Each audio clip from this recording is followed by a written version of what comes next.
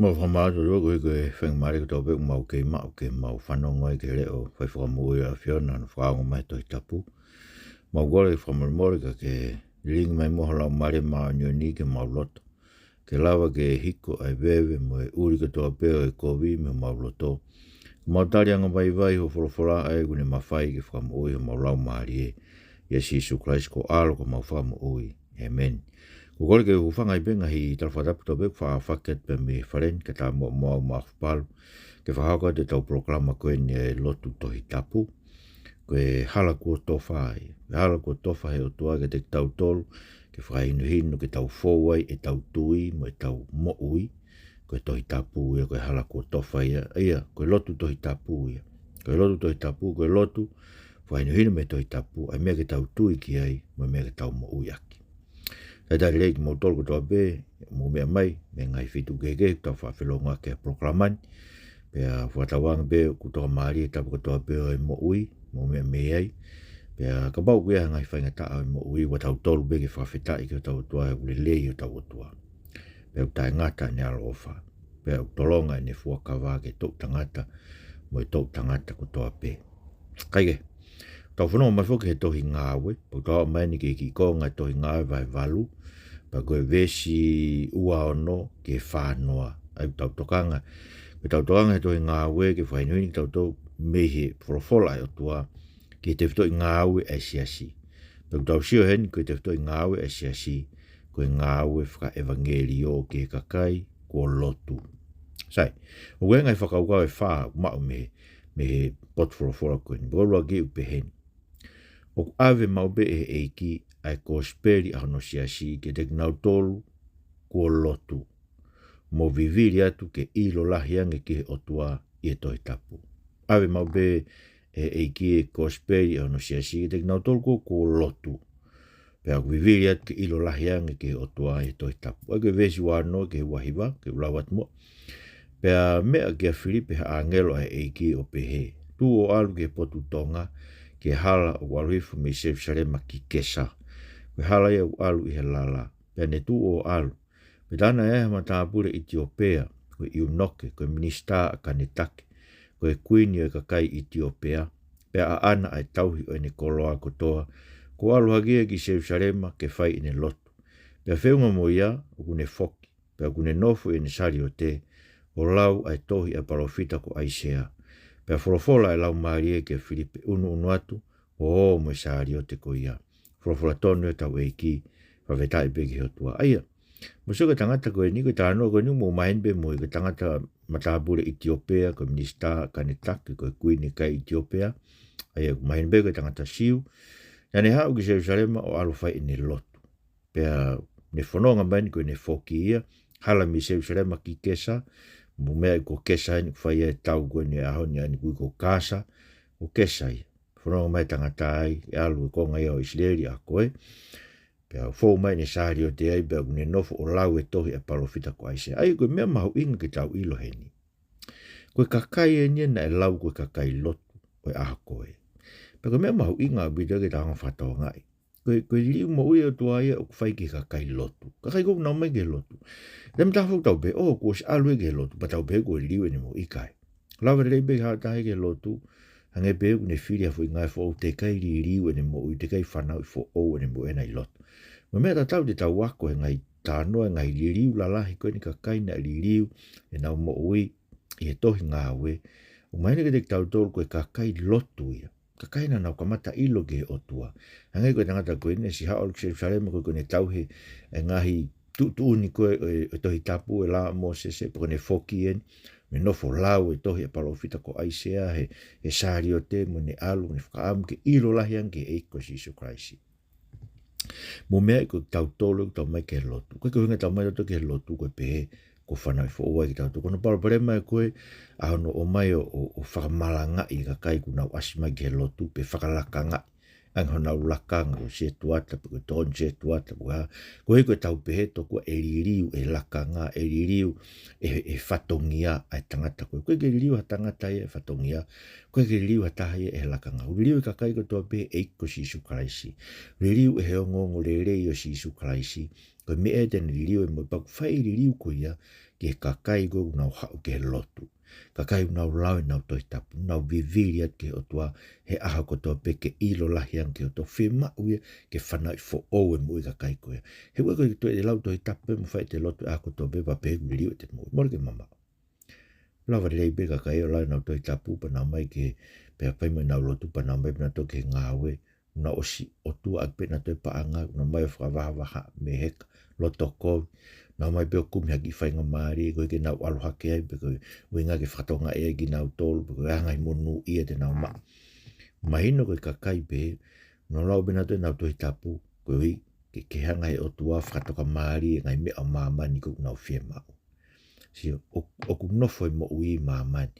No lau e tala noa koe ni kakai koe, mo ilo e naifu ke matakari e ua mo e konga na nau mau. E nau dolo nau tofia. Kai ke mau e tofia koe, whanua tala whanai mau e kauwai e taha. Aia ko lupeni e mo kata, pa mo e vai ua koe o manase. Pana na wobe nau dolo tau whakatana, nau no to tau i. Ai toi ngā koe matakari hiwa mo e konga koe, koe ke mau ho nau ngahi. Au nau tofia koe na e tala koe he kauwai e taha, e whanua tala wha. Ka kos nof pe nau mo e nau to lui mahamani. Eia, ue beka kai be tau tu whakatape tō lau e toi tapu pe mo whai e lotu rilo me lotu whamiri ka koe mo ui e te kai ke riu kawa te ke whanai fo te ke hike mo ui me mamani kei nof pe mo ui e kumi paanga whalala pe ke paanga whalala ke ngāo whanong ke tō whrofola e nea whio ke tō lahi ka kai ua mai koe kumi paanga e murini Wiro i leipe koe lahi ngai paraparema e murini koe o mai koe tori o hola. Ko so mai beka kai ni, o mai na to me tonga whakaukau koe paanga lahi ka koe ki ngau i sisi hanga whangi ngau koe pai tonga. Mo mea ka inga. O ku whiunga be tau whenga ngau i tau tolu koe ni koe koe i rotong be ngau te ki leri ki uta whawhanga te puaka mo ngai mea. Whiunga be mo tonga. Whamake mo nofo maa pe mo toi tonga whai ngau e. Koe koe ngai whanua muria koe ni, koe tuake koe paanga lahi, koe ngau e mate u whai. Koe ngawe me ono pongpongi ke ono po uri. Pakono moni, te humai me kakai au whinga ke mai nau. Pa anga ko uhinga tala noa. Koe kakai unau mai mna tō lotu ka koe nau mo uki maamani. Kumi e paanga, pe mahu inga nge paanga ia ngai whamiri, pe ari ake mari, ri ake whanau mo sio. Koe kakai pehe, kakai aku lotu. Kau te kai ke whanai fo oe mo ui, te kai ke hanga he kerese o tua riu kawai mo ui, te kai ke whakamāmangia ia he māmai o tua. Ne whai bene lotu koe ui ke hanga he o tua toko naki, hanga i mea topono maa no sino, he kuwhi nofpi māmani, koe lotu ia koe tokoni bea koe ke te ia ke nofo rei he māma koe ni mo whakamunu ia, ene ngai whenga kotoa pe. Koe ke hane whalala ana koe o tua mo ui, koe ke hane whalala ana toko naki he o tua tau ngai mea topono, tau lau maari e, he koe mea ia koe ni tangata, sika tangata koe ni, tangata ne hau ke lotu, foki me lotu, lau ene toi tapu, koe whainga kakai au whima koe ke rio e namu. Ai koe mea pango, koe ngai urea ge ai no laku mai kakai ke ai maulakanga, o hange mahu inga ke te tau tolu e ka whewhikau ke maulakanga, pia mo ai ke malakanga malanga kakai, ke ai ke naulaki mao e mo ui o whanai fo o e namu. Koe ke tau ke ilo, te ke tau anga to ilo e taimini, pe wanga whewhe koe whanai fo o e mo ui e kakai, whanai fo o bina to e karaisi. Whanai fo o bina to no tuki mono nofu ke te kinau tole wholofola e tua hange koe mea koe ni taranoa kai. Eia, koe kakai go nau nofu e wholofola e tua. Sai. Kau lau be foki ai kako kuinga taranoa kai koe kakai koe ia. Whainga nau nofo viviri moon beke o tua. Ue be kakai pe. Nau lai nau wholofola ako toa pe koe matua whakambeki ilo lahi ke o tua whai nau lotu koe matua ki viviri pe ia. Fie kaia mo fie nua nau lau maari ke o tua. E hanga he o tua ia. O fe kau mai ko speri. Ahono siasi ke au mai ke kakai pe ke riu kawa e nau mo ui. Ke whanai fo ogi nau tohan ko nikotimasi. Ada nikotimasi ke eiki o talangi. O ko ilo e au koe, ko ilo ko whaiako ka tupenga sisu. Nikotimasi. Pai ke te whanai fo o koe me oron ka te ke mamata koe ke pranga. Tu hangai ka tangata koe ni. Mamata hei fo e tua ke si ne aro whai ne lot, lau ne wholofola. Ka pehe e kira. Ka pau e kai ke whanai fo o e tangata koe ni. Hei kai lawa ne lotu mene lau toi tapu ana. Ke whakahu e ke mo ui tangata. Bua mena ne whekau a Filipe. Takao fiat ununa tu o mo sari o te koe na. Ai ko Filipe ko evangeli o ia. Ko tangata ia ai o tua u o mie ko speri ai o tua ke kakai o kuloto. Ai ko tautokanga ni kakai pehe. Tau tolu no hui whare lotu. Tam nau tau pēr toko evangelio koe mea whai ke kakai tu ai whare lotu. Mora ke mama. Evangelio koe e rau koe toi tabu koe mea whai ke te tau tolu I loto whare lotu. Tanoa koe loma vai uaki ve stani ma pe paro ko whamu ke malanga ke ko speri te mo tolu koe I loma. I he siasi. Ai ko mo spehe ko mo lui. Tanoa koe paro koe wa timote vai wha malanga ke toi tapu, malanga ke folofola. Ako nak whai lohal wha ton ton. Ko ingai ke whai ke kakai I e loto siasi. Evangelio ko mea whai ke te tau tolu, ko tau omi ke loto, ke whanau I fo ou e tau mo. Lava lepe, o whai ngai mea ko toa pe e loto. Lava pe mo se tuata, lava pe mo whai hiwa, lava pe mo hiwa siasi. Ka bau te ke ririu mo I ata. Te ke whanau I fo ou, te ke whakata foke mo I ke eko si sukraisi. E kai pe te ke au sia koe ai mo I ta ngata koe palomes mai. E ki kolua ki e kono wa. Koe whatongia wha evangelio e siasi ke kakai o lotu ke malanga ke asi isu ke te ngau tolu o makatu unga I he tohi tapu. Eia, mahina o bitpe koe whatongia wha evangelio e siasi ke malanga aki ke kakai ko lotu. Ke malanga aki asi isu ke te ngau tolu o makatu unga I he tohi tapu. So mahina o bito koe me nei whai koe ni he kaulau atu me koe nei si whai he Filipe ke tangata koe ni tangata I unoke. Ves tolu noa ke tolu ni ma. Pe herere atu a Filipe, nane whanongo, taha kune lau, ai tohi e parofita ko Aisea. Pe ane pe he mahalo, ka kuke ilo no uhinga, ai mea kuke lau, pe mea maia, o ilo fe, tae hataha ke whaino hino au. Pe ane kore ke Filipe ke ne heka mai ke nanonofo. Pe koe botu tohi nane lau ko eni, na e taki ia o hange ko hasipi ke tāmate I. Pe hange koe longo halami I hono ngahi e tangata o kune kosi. Na bedo pe ne tae matangaki hono fofonga. E ne mo ulaloa, na whakamalo hia, hono whakamau. Pe e ma whakamatala e hai hono tok tangata. E na e awi whamalo e ne mo ui mei mamani. Pe reanga I uno ke kia Filipe o ne pe whamore more ka ke tala mai. Pe koe rea ni e palofita kia hai. Kia te ia pe kia tāke. Pe hanga Filipe o rea o kamata me potu tohi ko ia o ne malanga ki asi isu kia te ia. Profalatonio tau eiki, whawheta I bega to. Musiki mene hoko, ai e lere atu a Filipe, whanongo, ne lau e toi tapu. Konga koe ni koe tohi ia, e palofita ko aisia wahe ni matolu. Ne wheu I kia te ia, ke ilo e uhinga mea koe. Koe pe taimi upe, ai koe men ko mau ingai be malanga. Te mla wheu ko wha pehe, mo whanongo le rei ke te mko lau e toi tapu, pe sai be ke mo mohe mo toi te mko whae te malanga.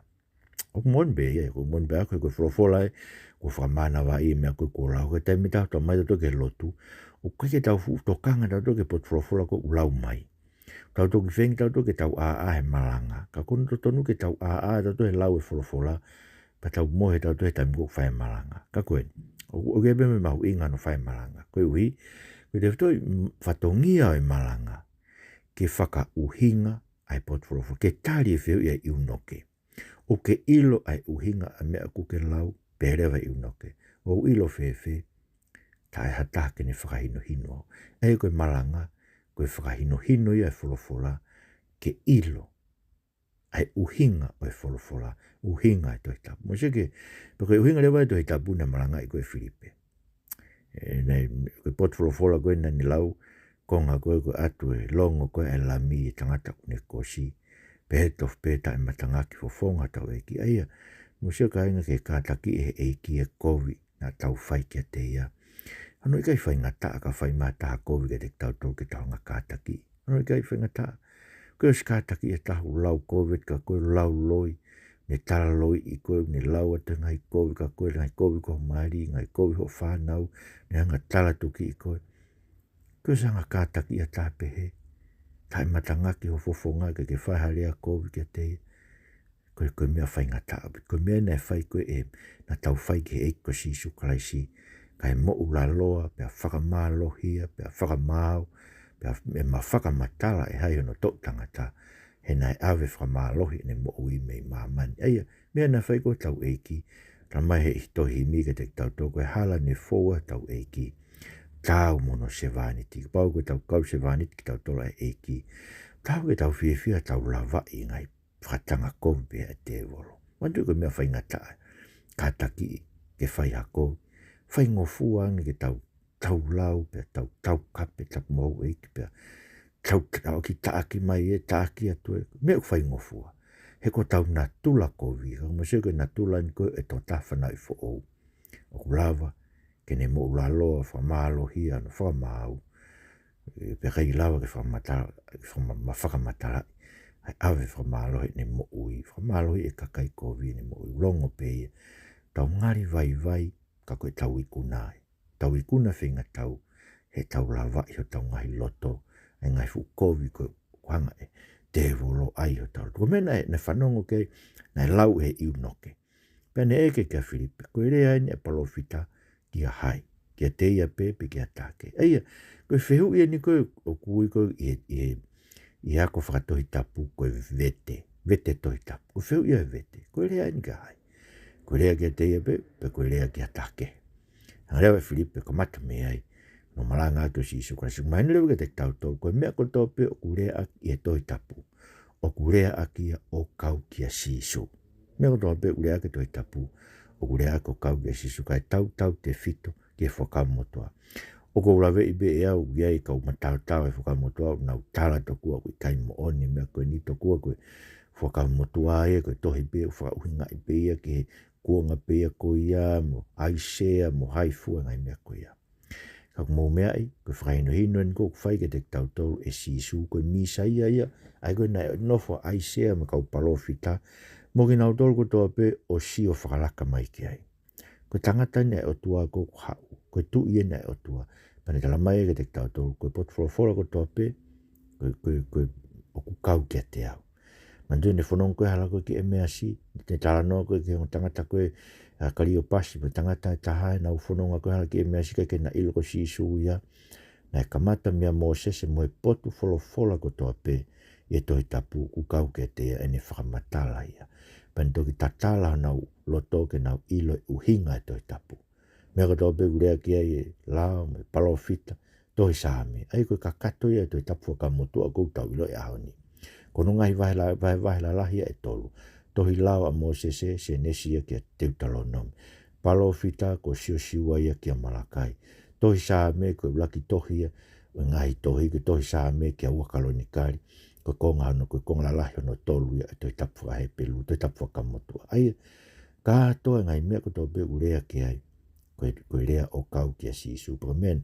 Ko mea ko mahina ko te tau tolu ini. Fatongia evangelio a si ke kakai kua lotu. Ko tau fatongia ke whamalanga i nau to. Koe ko tau whatungia totuk anga nau lakanga. Ko tau whatungia ke tau wako ia sisu me tohi tapu. Ke nau ilo a sisu pa nau tui ki ai pia whanau i fo oua e nau mo ui. Miso ko mea mau i ngai ngau tala noka ni nei ke whanau i fo ou ai mo ui ai kakai ko toa pe nau womi ke lotu. He koe ko hau pe ke lotu, ke te ke whamu ui koe ko hau ke lotu. Kai whamu ui koe ko lau toi tapu, nea ko mea mau inga pe, he kai whamu ui koe ko whai ho lotu pe ko lotu family. Ka mau inga ngai mea ko ia, ke whai ia pa ke kore ke ho tua ke ai ke mātua ki fo ngoi, fia kai a mon ho lau maari. Koe ni ko nau ki lau tohi pe ni, ai ki mā ki tala koe ni fo i vese fia, o whamai. O whamai o lau e toi tapu ke osi. Ka pau mon ke whamatoa to whaam ke ilo ke otua. Ko pau koe karistiani koe whaam ke ilo lahian ke otua. Pa ke lau e toi tapu, lau e wahe whae aho. Ke ose toi tapu o lau he tau ko toa pe. Lau he tau ko toa pe. Koe he a koi koe he o toa me toi tapu e mea fo ou he tau ko toa pe. He koe wholof ke ilo koe wholofola he o toa koe wholofola mo ui. O te ke nofo pe ki fo i vese fiha. Ki fo i vespe koe moe, whai ai pe ai. Lahe toi tapu, koe tohe o nono, o koe toi tapu. Koe fo i wahe tāwhe tupu, sio? He lau e toi tapu, wange koe si tangata koe ni. Whanonga mo ni lau e toi tapu, whatongia si malanga ke eiko si isu karaisi. Kono mo o ni ka inga. Koe huinga malanga koe si isu, ke tauhanga wa ko i kakai, ke mo ui wha si isu karaisi. Ko lahe taria si isu. Lahe taria si isu pa ko lahe mo ai malanga, koe mea ke tau whai kono a ko i kakai, ki he anga wha si isu karaisi. Koe nui ni tau kei, i he apostolo ia e whiso vai wha. Mea koe na mo wako e karaisi, ko pau ke ri akio mo mo i motua. Ka mo ai mo i fo o ku hoko ki he otua, i he mā oni oni, moe mo oni. Sio ko ma oni oni moe mo oni. Ko tau moi fo o ia ko mai tau wako i kia kakai a sisu. Hako i ko mea mau inga ni ko ai ke tari a sisu. Ko mea mau inga ke hae mo ui a sisu i tau mo ui. Ko mea koe ke lawa kakai lotu. O spe lotu fai pe lau kovi, fai pe meheka. O spe lotu ia koe ke maino ke fai whika ue ko te fto i ngawe kuni fai i sias whakakolo kono. Fafanga whakalau maari e kakai o siasi. No foi whakau ngaholo pe uwhaha ki langa whare lotu pe wakui. Ke tuko ngā ue koe ne aluai ka hekai ki muri aluia koe alu tāna ki paanga. Tuko i pe langa whare lotu e ai ngai sias whakakolo. Ko me e tala siti, me e ofisa kolo. Se tuata ke nao na tolko nau kai ngai muri. Whi ngai mai paanga no foko e tangata i whai whekau i o siasi. Hena kai ui atu koe palestini ko alu koe alu o whinga paanga ke langa whare lotu. Pe langa holo pe ko langa whare whai whekau. Mea bea tala siti whakakolo nau whai. Ko tau tolo nofo i ses whakakolo. Wa ko e kakai ke nau ilo e siso Christ ko nau eik mo whakamo ui. Pore i ki nau toko mea fuku iloa sen wisle koe ma oni hao hawa. Koe ke utua koe ma oni hao hawa. Mea pe ko keke mo wisle. Na tuia wisle e lapeo ma oni hao hawa ko ni mamani. Ko mea ko tui ke me toi tapu. E toki ma oni hao hawa e koe taim de tau whemata ke mo eiki. Tau mai laksen mai tolu. Koe tau mamata koe ke eki pa toki liu ki tau tolu ke maa ono tatau. Koe mea uhinga ke ai liu mo. Ka koe mea mo oni mea whamamafa ke Wesley. Ton ke te whafoki mai whamamafa whaka Wesley ana ko ia ki he siasi e ahoni. Ai mo ui maa oni whakatohi tapu. Koe mea scriptural holiness. Mea ne maranga i koe Esun Wesley. Ke tau maa oni whakatau i whainioni a tohi tapu. Koe ui e koe me ngai maa oni ke hei. Koe be maa oni e tau no whakafonua. Ai ngai mea koe ngai mea whakafonua peia ke putu mo hafua ko ngai tala whakafonua peia tau whai tau tō lele ngai mea koe ia. Ka koe ke tohi e toi tapu. Koe be me maa oni e koe maa oni whakasiasi peia. Ai e koe whai pea ngai whatongia whakasiasi mo hafua. Koe maa oni koe hinga kia Wesley. Koe maa oni Wesley ana. Ai maa oni koe whainu hino ki tau tō ke toi tapu. Ai maa uia kalaisi. Hanga e kalaisi whamaa ni ki tau tolu. Pea omi no lau maari e maa ni ke ngā ue e te tau tolu ke ai ke mate ngai hori kovi ko toa pe ho tau kakano.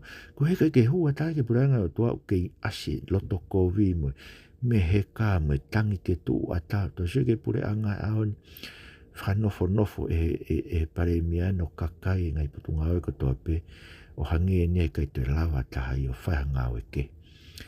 Koe o tua pena ne ange puranga ke premia koe ni tento to pio anga take.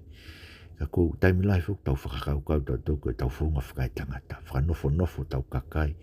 Ko ke tau lawa pure i mea ko tau pe koe pike te atahe te aha nore o mai ke tau ngai mea au whai. Whambea ue lawa e premia koe ni.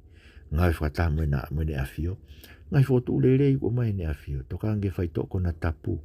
Kako whai toko na tapu ko wilo e awio mahalpe koe ke awhio e tui. Ton ke loki wakai ipe kau take pure anga. Kau hou e ki mo. Mea ko nau tolu pe ukulawa ke nau huu mai mo nau kato. Ta e toi siwi i mara e wakapuna. E awa e lau fefe ke huu mai whai toko na. Pau pe koe whaunga koe uston ke tuku. Koe ui ka pau tau whaam ke malo e whanua.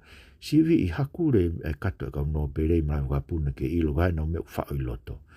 Whao mape ke nene i ai moa mea koe umea e uton ke ilo e kakai whanua. Aia o gai umea pehe. Ko noa ko i e kakai e whanua ke nau ilo sisu Christ koe eiki. Pea nau mo ui ai, pea nau whalala ki ai. Pea ua ai ke tau whalala tangata, tau whalala ko tau wiwi mo tau mawhai. Ka tau tukulolo ka kato ke eiko sisu Christ. Ko mea no tolu. Kai ke ngata be koe whatongia e kosperi ave ke kakai viviri ke o tuahe lotu. Pea koe whatongia e kosperi e lotu. Koe ngawe li mo e kosperi e kakai lotu. Kune ai ke nau tui ke a kalaisi. Pea baptaiso ke nau tolu. Pea ange fia ke whai atua ke nau mui. Whanau ke vestolo non ke tolu hiva. Pea na whanonga e hala na nau ke hawai. Pea be e uno ke koe vai en. O kua ha mea ku taofi ke haku baptaiso. Pea tari e Filipe. Ka pau ke tui ake a kotoa loto te ke lava. Pea ne tari o pehe. O kou tui ko si iso kalaisi ko e alo e otua. Pea ne whekau ke tu e sari o te. Pea na o hifu ki naua ke vai a Filipe mo i unoke whakatou osi. Pea ne baptaiso ia. Pea na o hake me vai na punakake a Filipe lau maari o e eiki. Pena i kai ke toi sio ke te ia he iu no ke, he na ne whaia te ne whanonga, kua whiawhia no loto, whawhatona tau eiki, hawhetai ke to sege ngai li mo e Gospeli. Oku ne ai tangata koe na ne lau e whoro, mene mene, si lau pe whoro whola, si alpe o whae lotu e tau he, ngai tūtū ne lau a mō sese, ngai whahi tau lotu ko ha siu, lau e ne whoro whola whae ne lotu, te kai ke tūi e ke eiko si Isu Christ, te kai ke whanai fo o e ne mo i, se ke ne hanga Filipe o eke ke ai, ka pau te ke tūi e ke kotoa o loto, he lava ke baptaisu pe ane pe he, o kua tui ko si Isu Christ ko alo yo tua ka inga ko tui ko ke si Isu Christ ko alo yo tua tamai si Isu Christ ke tau tolu ko mea ia ku fai ia no toho aki o ataha e he tamai ke hau ke si Isu o tui ke si Isu ta koe mea ia ku ikai ko hatau wiwi po hatau poto mātua ki kore ke o tua ke neanga mo toho aki tau mo ui mo tau ngai kupu e whaamiri mo tau ngai maheni o ke nau ilo na tole eiki ke nau hao o tui ke si Isu koe ngā ui a koe e kosperi whai mo ui a tau tau kasi tau te whito ke kakai kua lotu. Nau mai lotu lau nau whorofola si o pangarewa e kosperi o ne ai ke nau tui ke e ki pia baptaiso in rau sai. Koe baptaiso, koe whakatātai tu a peia o e keresi koe mo liu mo ui ko whai ke tau mo ui he tau tui ke karaisi. Koe tui ke karaisi koe meo ne liu tau mo ui. Koe tui ke karaisi ne hiki tau tau me mate ke mo ui. Koe tui ke karaisi u tau tāri ai ke tau mo ui ai maha oni ko mea ofa mai ke heo tua ia karaisi ko ne ave e tau ngahi angara. Ko e tui kia karaisi, o tau whakawai matapa ke ngā oe mai uivi koe na ne whakatoe tu, aki e o tua karaisi me pekia, ke ne hiki ki tau tolu mehe mate ke mo ui. Ko ngā oe e tui koe mea koe uhingai koe tui koe iwi koe mana whakaofoe o tua, o ku whai i he kosperi i he tau mo ui ka tau tolu tau tui ke kosperi. Koe baptaiso lewa, koe whakatātai tu aia, e fu liu mo ui ko ia. He koe baptaiso koe ka kaitui o kulo me kina ki tau tolu e vai. E pa vai lahi. Koe ui ke whakatātā tau kau ngā pekia, kau ngā te rio mo karaisi, tanua he tau tangata mo tu ai lalo he vai. Pa tau wofo hake koe ki olunga, hake koe ki olunga, koe whakatātā ia mo ui fo ou, koe ne whanai fo ou e tau mo ui a karaisi. Ko whakamaa ki tau toa ke taa o eko si Isu Christ, ko mea e tau tui ke te. Pea koe ngā ue ko ia e whai he eiki e tau mo ui, hoko ahope. Aho no whakahao hawa e tau mo ui, e aho ko te o mo seke mena e hoko, na e baptaiso kahinga koe baptaiso ka kai tui ko mea ia ko malanga e au. Koe baptaiso koe tau tō tau kei vare na ki tau ilo e tau tō koe baptaiso koe ke whekau e toi tapu. Koe baptaiso koe whekau e si isu mō ki māmani o ngai kakai ko tau pe ko kauako pia baptaiso ki nau tolu. Koe baptaiso e kakai tui. Koe baptaiso e vailahi. Ko whamea te whakamo ui ngai me ko whanong ke he siasto kai kolo. Koe ngai siasto no tau tolu koe whawisirana tono ki tau tataki. Ono whakafoki mai baptaiso e kakai tui. Koe hui ke tau whakaha i tua. Ko ririu e tau mo, ko whana i fo ou e tau mo ui, ko mea e tau tui ke e ko si Isu Christ. Po mo sege mea nai hoko, ta mai nai alua te whaia te ne whanonga mo e fie anō. Ka inga, koe wha i longa i ka kai koe liu e nau mo e koe fie o e loto. Fie e loto ko au sia whaka mo ui, fie e loto koe ui, koe ne alu koe no whai hano ngai whatongia ke he sias mo e whamiri, whai fie he koe ui, koe tau toi ngā ue e tau tau whaka mo ui. Ko o sia usia whakamo uia, pa kono uhinga tau whai fie ngai whatongia ko tō pe siasi, whatongia whamiri, whatongia, o tau whai fie tato ngai mea ko tō pe. Ko uhi, he ko os whai he eiki no whakamo ui ki tau tōru ko mea tau tui kia karaisi. E whao si rewa, tara mai, whetuko tō pe nai ave ki tau tōru he o tua, whainga maari ke maranga ke kosperi, se ves whanua pe ia, kana ilo a Filipe ki a sota, nane maranga ke kosperi, ngai kolo ko ia kotoa, o tuku holo o au ki Cesaria. Ai e whituko tō pe nai aluai. Whituko tō pe ku awe ai koe he utoha ahako tō pe koe uhinga ke tāla ke kakai. Ai ofa e ko si Isu Christ pa mui maha oni ko tau ke tau whai a ke e ko si Isu Christ. Pua ko silo pe kakai e mo ui a karaisi, o si ilo tali o karaisi. Ko meo tonu ke eke ke kakai, pe ku whewheho mo ui maha oni a karaisi. Whewheho o lea, ke lea lei ko whanau, ku ke teke toi kape, ko teke toi ita liri, ko mea ia tau whahoko, ko manu, so ko ngai mea ni uton ke liri u kawa e tau mo ui. Tau sio koe ke wharea rea, tau sio ke ki takta fai maana ve rat pe minista mane ki kaunga tu ke kaunga ko ki tu ka te mane ki kaunga main be takta fai maana ko sio kita o ku fai pe ko mata be sio kita ko ya rat pe me la mare ko me siasi ko takta fai nga ko e fai fe kau ke tu hono hingo ai ki fale ne langa pe ko hai ki ngau ne fai he ses fa kolo ko ia alo fu la mare ko ke puranga ko takta fai maana te tawhinga i beno ki tau e whaa koe ni koe hai lai tāti ni ala mau me pure anga me paanga mo ne kakai koe ke toi nā te lau ke toi whiri a tau whaa ka hoko aia o koe ke ngāwe le lei system koe tau ngai aki ka unsi ke koe whituko awe tau tola he otua ke tau malanga ke kōsperi ke tau whakamafola mo ui mā oni oni i kakai ai mā oni oni e tau lea tau whakakau kau tau ilo be o si lau pe ke sio ke kovi o mai pe otua ke sio ke kovi Tama e palowe pi u ke sio ke kovi. O te sio ke kovi, pe te afe me ai. Pe te sio ke kovi, pe te laka pe ki tamo uai. Ka awe tau toi ngai whitu ko toa pe, ke tau le ake whorofara toa. Ei ki toko mai mua. Koe kōsperi, koe me ete ni whanai fo o ka kai o whanua. Mai mua ke pehe, ono whaka fo o mo ui ki mautau. Tama tu i ena tu po wono, ka mai tai ni kuinine na spau me whare o tu po. Ai mo ke pehe ma ngā u e fui vi koe ni tua i te nau tolu ke whanai fu o e nau mo ui ke nau mamata ke branga o tua ai eik pare mia wa kau meirik mene kapineti kau taki e pure anga eik ka pau nau whakahuma e whaitoko na tapu anga halo to whakatomala pe ai ke ilo eik koe ue ulahe palo pare mau whanua ngā ue kovi koe ni. Mau kore koe ngai whamiri ko toa pēo e siasi. Si ngai ka kai una unua ki whare lotu e ahoni. Koe whie kai amo whie inua ki o mā oni oni. E ki he hanga mua o whaka ilo ke te nau tolu. Ai tui ke karaisi. Ai ha tui ke nau loto ke nau tui. Pea ke papitaiso ke nau tolu e wailahi. Pea ke nau wō me fu whie whia e whamo ui e awhiona. Whai e ke nau mo ui e Jesu Christ ko mo whamo ui. Amen. Kai ngā tau wawhira i o tua. Ke hui koe whengamari e programa koe ni. Whamarala e Katarina Tohi me whaeni. Māma ko tolu ko toa pe kai ngā. Whamnati tau o ita whawhamiri e whiaf me pong pong. E piko e whiaf pe koe pong pong. Tāna ki mai ki i whanau me makapuna. Lau e toi tapu pia mō lotu ka toa ke o tua. Nau ilo e basi o tua. Pe kai ngā tai. Lau hawa he wha e toi tapu. Te ose toi tapu o lau e tau ko toa pe.